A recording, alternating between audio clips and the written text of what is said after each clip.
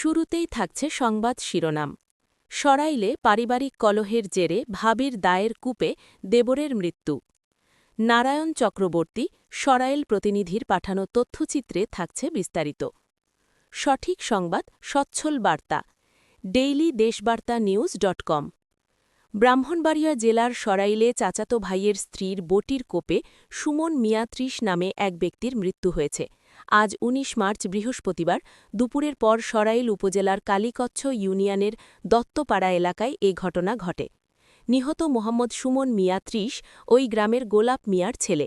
তিনি একটি ব্যাটারি পরিচালিত অটোরিকশা গ্যারেজের মালিক ছিলেন।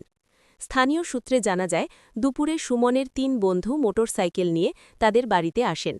বাড়ির নিজস্ব রাস্তায় মোটরসাইকেল রাখা নিয়ে সুমনের চাচাতো ভাই সাত্তার মিয়ার স্ত্রী রুমানা বেগম আপত্তি জানান।